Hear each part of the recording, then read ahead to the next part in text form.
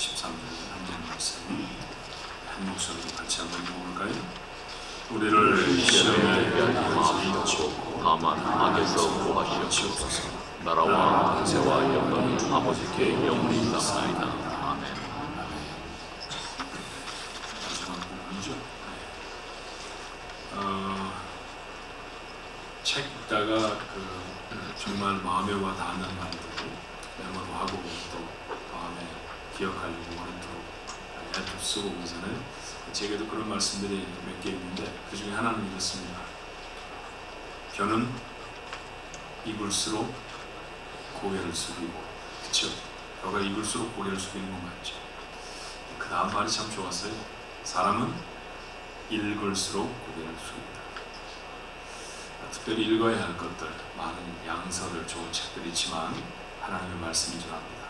아무리 바빠도 우리 연초에 세웠던 성경 열심히 읽어야지 지금쯤은 좀 희미해지지 않았을까 하는 생각이 들어요. 자, 그래서 그분들하고 격려하면 좋겠는데, 자, 성경을 열심히 읽으십시다. 한번 인사할까요? 진짜 그러셔야 합니다. 주님이 가르쳐 주신 기도 나누고 있죠.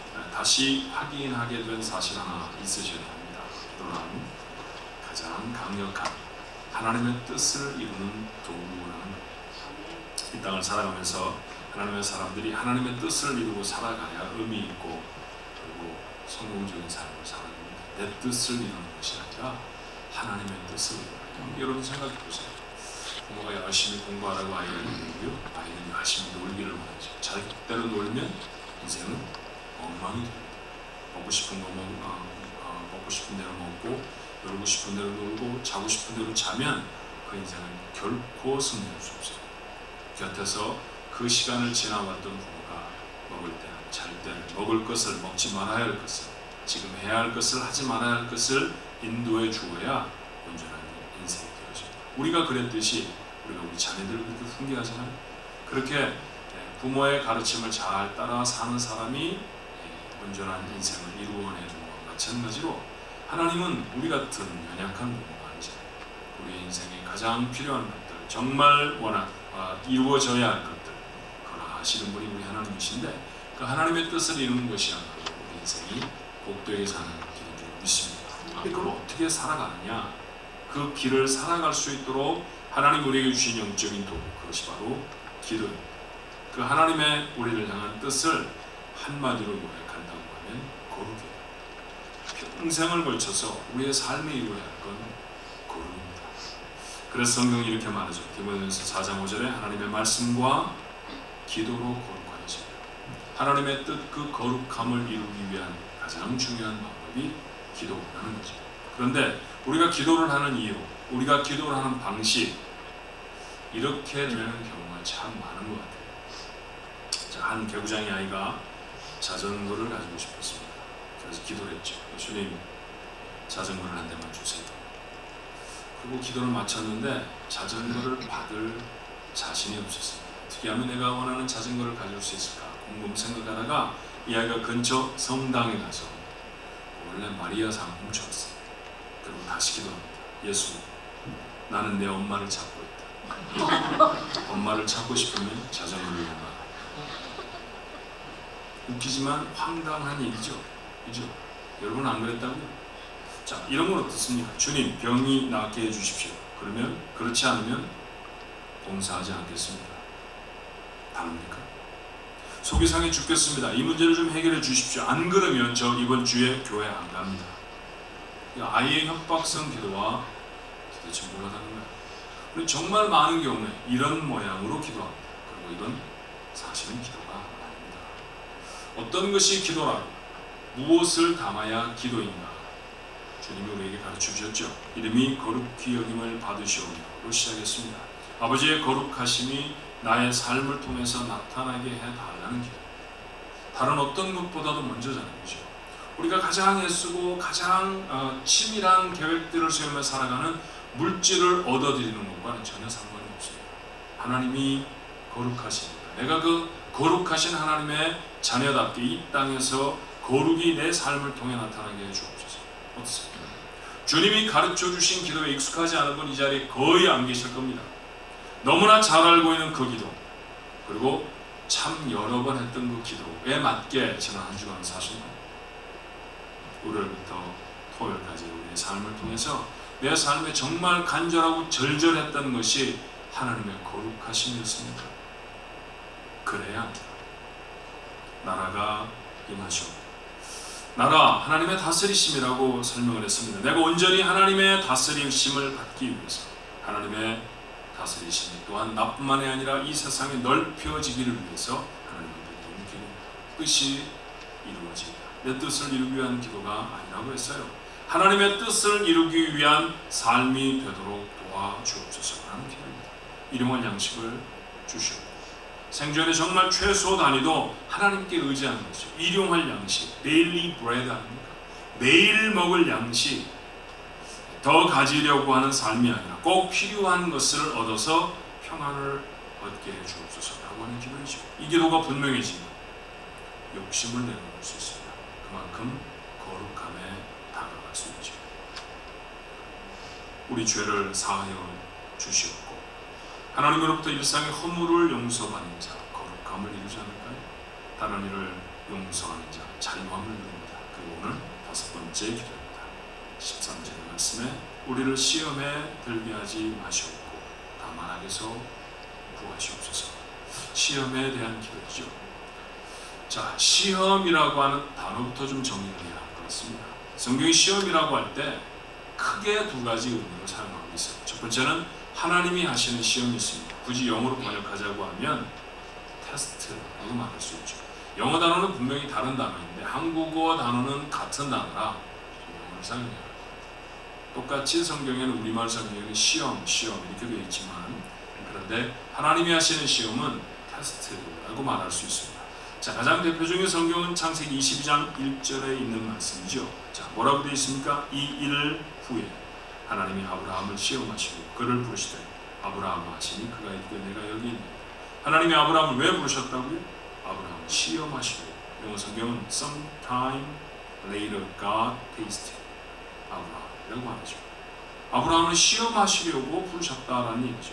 아무런 설명이 없이 이 시험이 어떤 내용이었는지 여러분 아십니다. 아무 설명도 없이 백세가 벼서 얻은 소중한 아들 그의 생명을 바치라고 하시는 것입니다.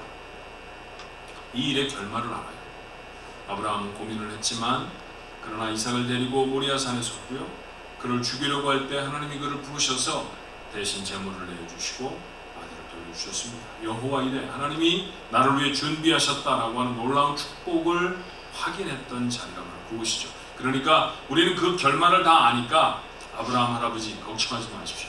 가면 재물 있습니다. 이렇게 말할 수 있지만 그 사실을 몰랐던 아브라함에게 이건 얼마나 어려운 과제였을까요? 얼마나 두렵고 얼마나 혼돈스러웠겠습니까? 하나님이 사랑이시라고 하셨는데 왜 사랑이신 하나님이 나에게 아들을 제물로 달라고 하실까? 그것도 아들을 뭐 앞으로 하나님을 위해 살게 해라 이런 정도가 아니라 그를 죽여서 다 불태워서 하나님 앞에 제물로 드리라고 하시는 이런 극악한 그런 명령을 하시는 분이 정말로 좋은 하나님이실까? 별의별 생각을 아마 다 하실 것입니다. 백세가 되어서 기적처럼 얻은 아들인데 또 달라고 하시면 하나님이 다 주실까? 라고 하는 고민도 있었겠죠. 그 명령을 통해서 아브라함이 했던 일은 무엇일까요? 더 깊이 있고 온전한 믿음의 삶이 되어지는 것입니다. 하나님이 시험하실 때는 거기에 분명한 목적이 있어요. 시편 66편 10절의 말씀에 이런 말씀이 있습니다. 하나님이 주께서 우리를 시험하시되 우리를 단련하시기를 은을 단련함 같이 하셨습니다. 라고 합니다.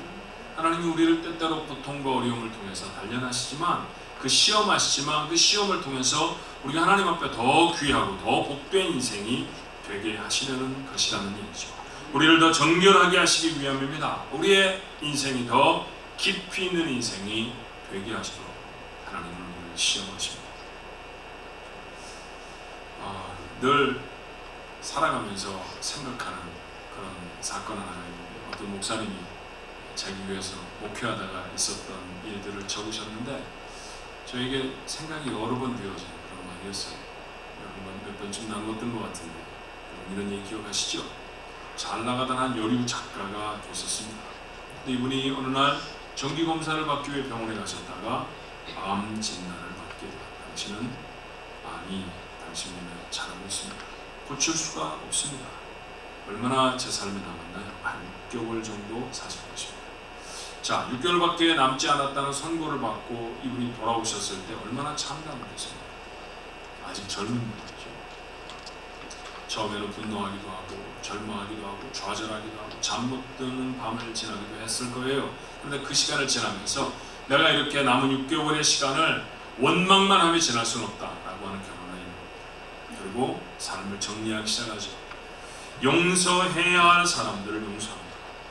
그동안에 살아가면서 자신의 삶에 담았던 원한과 분노를 다 내려놓습니다. 미처 돌보지 못한 사람들에게 사랑을 베풉니다. 재산을 처분해서 선교지에 보내고 선행을 살고 굉장히 바쁘고 분주하게 살았습니다. 너무 바쁘게 살다가 갑자기 캘린더를 보니까 6개월이 지난 거예요. 이게 어떻게 돼? 이게 무슨 일이지? 죽어야 하는데 왜 안 죽는 거야? 죽을 기미가 왜 나한테 보이지 않지? 라고 생각했죠. 이상한 생각이 들어서 병원에 가서 다시 검사를 받았습니다. 암이 없었어요. 오진이었습니다. 의사가 6개월 전에 암입니다 라고 말한 것이 오진이었죠. 자산을 다 잃어버린 거예요. 살던 집까지 팔아서 자그마한 집으로 옮겨왔으니 이제는 정말 살 곳도 없게 된 상황입니다. 이 소식을 그 작가가 그 권사님이 시무하던 교회 목사님 들었어요. 야, 이거 큰일입니다. 얼마나 상처를 받았을까요? 얼마나 마음에 속이 상했을까요? 위로하러 이 권사님을 신방을 합니다. 목사님 고민을 하죠. 뭐라고 위로를 해야 되나? 고민하고 권사님을 만나는데 만난 권사님은 의외로 담담합니다. 도리어 기쁨이 있었어요. 그리고 권사님이 목사님에게 전해주신 말이 이런 것이었습니다. 목사님, 다시 사는 인생 지난 6개월처럼 살 겁니다. 기억하기 시작하죠. 그 6개월이 자기 거를 다 잃어버리는 고통스러운 시간일 줄로 목사님은 생각했는데 이 권사님은 말하지요. 자기 것을 남을 위해 나눠주고 용서하고 남과의 사이에 생겼던 숙제들을 해결하고 돌아보지 못했던 사람들을 돌아보았던 그 6개월 앞으로 내가 6년, 60년을 더 산다 할지라도 나는 이렇게 살 것입니다. 시험을 당한 것입니다. 그런데 그 시험을 통해 인생이 깊어졌습니다. 하나님은 이 소중한 일을 이루시고 종종 우리를 시험하십니다. 그러나 성경에는 하나님이 하시는 시험만 기록된 건 아니에요. 사탄이 하는 시험도 있습니다. 사탄이 하는 시험을 영어로 표현하면 temptation, 유혹이라고 말할 수 있을 거예요. 자, 마태복음 4장 1절의 말씀에는 이런 말씀이 있어요. 그때 예수께서 성령에 이끌려 마귀에게 시험을 받으러 광야로 가셨다. 마귀에게 시험을 받으러 광야로 가셨다. Desert to be tempted by the devil. 영어 성경이 표현하는 그대로 tempt, 유혹이라는 것이죠. 사탄은 이 일이 아주 명수입니다. 그래서 사탄의 이름을 성경은 아예 이렇게 말하기도 해요. 마태복음 4장 3절에 시험하는 자가 예수께 나와서 이르되 사탄입니다. 근데 그 사탄을 뭐라고 성경이 말하느냐 하면 tempter, 시험하는 자, 유혹하는 자라고 말하죠. 주님이 기도로 가르치신 본문의 시험이 바로 이 사탄에게서 오는 시험입니다.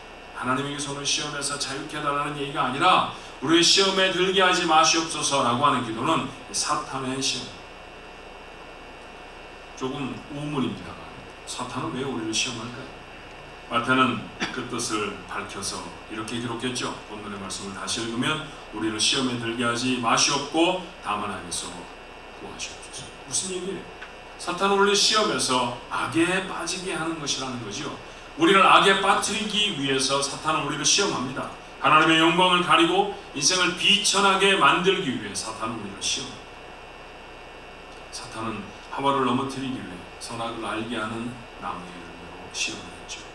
그리고 그 시험에 빠진 결과가 얼마나 참담했는지 여러분 아시잖아요. 낙원에서 추방을 당합니다. 그리고 이후에 고통스러운 삶을 이어가야 했습니다. 목욕하는 여인의 벗은 몸으로 다윗을 유혹했던 이도 사탄이었습니다. 다윗, 그 멋진 믿음의 사람이 이 유혹에 빠져서 얼마나 비참한 인생이 되어버렸던가 성경이 기록합니다. 자, 자, 이쯤 되면 두 가지가 분명해져야 돼요. 첫 번째, 사탄의 시험에는 절대로 빠져서는 안 돼요. 왜냐하면 그런 인생이 엉망이 되어버립니다. 두 번째, 사탄은 순전하던 첫사람 하와에게도 믿음의 사람 다윗도 유혹했습니다. 나도 예외일 수 없습니다. 그러니 우리가 날마다 해야 할 마지막 기도는 무엇이어야 합니까? 시험에 들게 하지 마옵소서 기도해야 합니다. 자, 이 기도가 가지고 있는 의미는 뭘까요? 다윗은 고대 국가의 절대 권력을 가지고 있는 왕이었습니다. 부유했고요, 재능도 있었습니다. 그런데 시험에 빠져버리니 한순간에 엉망이 되어져 버렸죠. 자녀가 죽는 고통스러운 순간을 만나야 했습니다. 또 다른 자녀의 손에 죽임을 당할 뻔한 위험을 만나기도 했고요. 그래서 맨발로 왕궁을 빠져나와 도망하는 처참한 몰골이 되게 됐습니다. 다 얻어도, 기억하셔야 합니다. 다 얻어도 시험에 빠져버리면 아무것도 아닌 인생이 될 수 있습니다. 미국에서 시작한 일이지만 한국까지 들불처럼 번지는 운동이 하나 있습니다. 새마을운동 이런 거 아니고요, 미투 운동이죠. 미투. 거장이라고 불리거던 예술계의 선생님들, 연예계의 스타들이 욕망을 이기지 못하고 여자들을 추행을 했습니다. 세계적인 존경과 찬사를 받던 사람들이 하루아침에 전 세계 손가락질을 받는 자리에 서게 됐습니다. 그 중에는 힘겨운 무명의 시간을 몇십 년씩 지내고 겨우 스타가 된 사람도 있었죠. 하지만 부끄러운 일이 드러나고 난 다음에 그들은 소리도 없이 한순간에 사라져 버렸습니다. 한순간의 유혹에 인생을 잃어버리는 사람들을 보면서 무엇을 생각해야 할까요? 성공한 인생은 더 갚는 인생이 아닙니다. 유혹을 이기는 인생, 시험에 빠지지 않는 것입니다. 그래서 주님은 우리의 기도의 마침, 시험에 빠지지 않게 해달라는 것이어야 한다고 가르치시죠. 더 적극적인 말로 바꾸면 시시각각 우리를 도전하는 사탄과의 싸움에서 승리하게 달라는 간구입니다. 주님이 제자들에게 이 기도를 가르치셨을 때 주님은 제자들에게 다가올 임박한 사탄의 시험을 하셨습니다. 바리새인과 서기관들을 충동해서 예수님의 메시아 사역을 방해할 것이고요, 베드로를 통해서 십자가를 지지 말도록 탄원을 할 것입니다. 가롯 유다를 움직일 것이고요, 하나님의 나라를 확장하는 일과 교회의 설립을 방해할 것입니다. 그 가운데 제자들이 있습니다. 그 제자들의 가장 절절한 기도가 무엇이어야 합니까?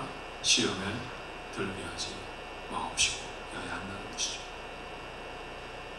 예배를 마치고 세상으로 나아가고 여러분들도 사탄과 진검승부를 겨루어야 합니다. 목검 정도로 그저 운동사 많은 그런 경기가 아닙니다. 잘못하면 죽을 수도 있습니다. 사탄은 남편들의 마음을 빼앗아 아내에서 멀어지도록 유혹할 것이고, 세상의 이익을 취하기 위해서 주님이 생명을 걸고 우리에게 부어주신 의로움을 버리도록 유혹할 것입니다. 잠깐의 달콤한 쾌락을 미끼로 우리의 수년 동안의 경건을 부수어 버리려고 할 것이고요, 아무것도 아닌 것처럼 주일 성수를 방해하고 모두가 다 그렇게 사는 것처럼 거짓을 말하게 합니다. 얼마나 이 도전이 심각한지 그것을 경험했던 베드로가 우리를 이렇게 경고해요. 베드로전서 5장 8절에 근신하라 깨어라, 너희 대적 마귀가 오는 사자같이 부루 다니며 삼킬 자를 찾는다. 베드로에게만 그럴까요? 아닙니다. 우리의 삶도 마찬가지입니다. 시시각각으로 다가오는 수많은 종류의 모양을 달리한 사탄의 유혹과 도전 앞에 승리, 그 싸움 안 싸우는 사람 아무도 없습니다. 나는 지난주에 그런 싸움 안 싸우고 살았는데 그렇다고 한 필경은 지고 온 거죠. 싸움인지 아닌지도 몰랐다고 하면 유혹의 제물이 되어져 버렸을 가능성이 높습니다. 아무렇지도 않게 마음에 담겨진 생각대로 행동하고 아무렇지도 않게 하고 싶은 말들을 내놓으며 살았다고 하면 절대로 유혹에서 승리한 사람은 아닙니다. 보디벨의 아내가 요셉을 유혹할 때 붙들린 옷을 벗어버리고 도망한 순수함, 그것 얻어야 유혹에서 이기자. 한 번만 절하면 평생 충성스러운 왕의 신하가 되어서 부귀 영화를 누릴 수 있을 것인데, 그것을 거절하고 타오르는 불 속으로 들어간 사드락과 메삭과 아벳느고의 용기, 이런 거 도대체 어떻게 얻는 걸까요? 금주는 주님에게 당돌이 떡을 만들라 유혹하는 사탄을 주님은 어쩜 그렇게 단호하게 물리칠 수 있었을까요? 다름이 아닙니다. 기도로 이 집요한 시험에 이기기 위해서 주님이 하셨던 일들이 잊지 마십시오. 주님은 40일 금식하며 기도하셨습니다. 누가요? 주님이십니다. 주님이십니다. 세상에 그저 우리처럼 쓰러질 육체를 가지고 와 있는 사람들이 아니라 하나님의 아들이신 그분도 시험을 이기기 위해 40일을 금식하며 기도하셨습니다. 시험 앞에서 있는 우리 인생이 어떻게 해야 할까요? 시험을 이기기 위해서 우리가 해야 될 어떤 일들을 우리가 준비해야 할까요? 다른 방법이 없습니다. 기도해야 합니다. 무엇나 기도해야 할까요? 그 주님이 우리에게 가르쳐 주신 기도이죠. 시험을 이기게 하옵소서. 사랑하는 정하신 여러분, 시험에 빠지지 않아야 거룩한 삶을 삽니다. 그렇죠? 시험에 빠지지 않아야 거룩한 삶을 삽니다. 늘 시험에 빠져서 엉망진창으로 살아가는 인생을 거룩한 인생이라고 말하지 않습니다. 이루어야 할 것이 거룩이라고 하며 시험에 빠지지 않는 것은 선택사항이 아니라 필수입니다. 시험에 빠지지 않아야 하나님의 주신 복도 누리며 살아갈 수 있습니다. 절정의 자리에서 굴러떨어지는 사람들은 100% 시험에 빠진 사람들 아닙니다. 100%가 그랬던 사람들입니다. 그 자리가 누려지려고 하면, 그 하나님이 주신 축복이 내 삶의 분복이 되어줄 수 있으려고 하면 시험에 빠지지 않아야 합니다. 그래서 우리가 할 수 있는 기도들 중에 가장 절절하게 드려야 하는 기도 무엇입니까? 시험에 빠지지 않게 하옵소서. 여러분에게 이 기도가 심각해질 수 있게 되기를 주님으로 부탁합니다. 그리스 로마의 신화서 사시처럼 적어놓은 책 하나가 있는데, 호모 또는 호메로스라는 이름으로 불리워진 사람이 쓴 오디세이라고 하는 책이죠. 자, 그 책에 보면 이런 에피소드 하나가 있습니다. 지중해를 항해하는 선박을 아름다운 노래로 정신을 빼놓게 해서 물에 빠져 죽게 하거나 배가 엉뚱한 곳으로 가서 좌초해서 선원들이 다 죽게 만든 그런 못된 요정이 하나 있었는데, 그 요정의 이름이 사이렌이라는 요정입니다. 번번이 승리를 했어요. 그 앞을 지나가는 배마다 다 파손시키고 그리고 선원들을 다 죽였는데, 그런데 그 사이렌의 시험에서 벗어날 수 있었던 두 사람이 있었다고 하죠. 첫 번째 사람은 오디세이라고 하는 사람이고요, 두 번째 사람은 오르페우스라고 하는 사람. 이 두 사람은 무사히 항해를 다 마칠 수 있었다고 해요. 오디세이는 자신이 타고 있는 배 노자비들에게 귀마개를 씌우고 아무것도 들리지 않도록, 그리고 자신도 그 노래에 홀려서 바다에 몸을 던지지 않게 하기 위해 돛대에 자신의 몸을 꽁꽁 묶어서 절대로 나를 풀지 말아라 라고 명령하죠. 그리고 항해를 무사히 마쳤다는 얘기가 있습니다. 근데 또 한 사람, 오르페우스.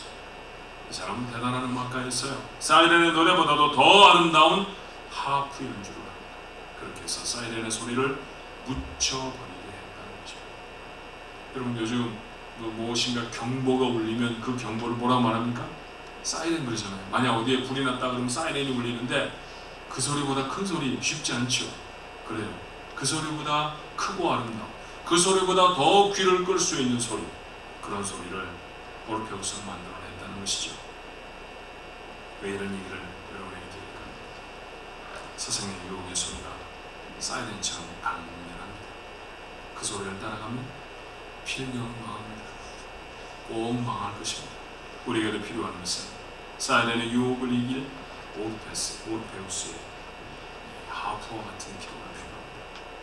그 소리를 넘어설 수 있는, 사탄의 유혹을 덮어버릴 수 있는 기도, 그 강렬한 기도가 우리에게 필요합니다. 많이 기도하는 것보다 정말 진심을 담아서 간절하고 절절하게 이 한 절의 기도를 하십시오. 하나님, 시험에 들지 않게 하여 주옵소서.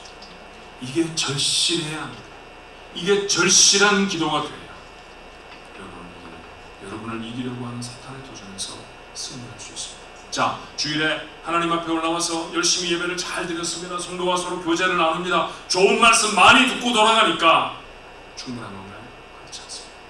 만약 여러분의 삶이 일상으로 돌아간 여러분의 삶이 사탄의 싸움에서 이 모양 저 모양의 상처를 하고 그리고 피를 철철 흘리며 엉망진창이 되어진 삶으로 한 주간을 살아간다고 하면 여러분 얼마나 불쌍하고 고단한 인생을 살아가는 사람입니까? 정말 안타까운 것은 자신이 그렇게 사탄 앞에 지고 또 진다는 사실조차 깨닫지 못하고 살아간다라고 하는 사실이죠. 재미있을 겁니다. 우리 말고 사탄 말입니다. 얼마나 재미있을까요? 지 맘대로 가꾸느니 얼마나 재미있을까요? 놀이가 되지 않게 되기를 바랍니다. 우리는 사탄의 놀이기가 되고자 세상에 사는 사람들이 절대로 아닙니다. 이겨야 합니다. 승리할 수 있어야 합니다. 이 승리할 수 있는 비결의 기도 오늘 주님이 우리에게 가르쳐 주시죠. 시험에 들게 하지 말게 하옵소서. 이 기도로 사탄의 시험에 승리해서 주님이 주신 축복의 삶을 거룩도 하나님의 사람들이 되시길 주님을 축원합니다. 아멘. 기도하십시다. 어디 한 주간 뿐이겠습니까? 지난번 한 해도 아니 우리 지나온 인생 전체도 수많은 사탄의 도전 앞에 그저 이리 치고 저리 치어서 만신창이가 된 모습, 그게 바로 우리의 모습입니다. 때때로 이기기도 합니다. 그런데 정말 많은 순간에 사탄의 유혹에 속절없이 무너져 버렸던 저희들의 모습 아니겠습니까? 그래서 하나님 주신 축복을 누리지도 못했고요. 그래서 때때로 부끄러움을 당하게 되었습니다. 모습을 바꾼 사탄이 어떤 때는 욕심으로, 어떤 때는 거친 말로, 어떤 때는 음란, 어떤 때는 거짓으로 우리 앞에 서서 우리를 유혹합니다. 한 번만 그렇게 하면 잘 넘어갈 것 같습니다. 한 번만 그렇게 하면 우리 인생이 훨씬 재미있어지고 좋아질 것 같습니다. 그런데 주 그렇게 한 번, 두 번을 하다가 굴러 떨어져 버린 다윗을 잊지 않게 하옵소서. 그렇게 인생 속에 엄청난 재앙과 어려움을 불러갔던 하와를 잊지 아니하도록 주님 도와 주시옵소서. 사탄은 모양을 바꾸어 우리 앞에 또다시 서 있습니다. 이겨야 할 것입니다. 오늘 주님이 가르쳐 준 기도, 우리의 심장을 담아서 하나님 앞에 기도하기를 원합니다. 우리를 시험에 들게 하지 마옵소서. 사랑하는 성도들 모두가 세상에 나아가서 수많은 종류의 도전과 어려움 앞에 직면할 것인데 하나님 승리하게 하여 주옵소서. 시험에 빠지지 않게 하여 주옵소서. 무엇이 시험인지를 알게 하여 주옵시고 그 시험을 간파하고 난 다음에 주님께 의지하고 주님께 더 의지해서 아버지 하나님 이겨내는 하나님의 사람들이 되었소.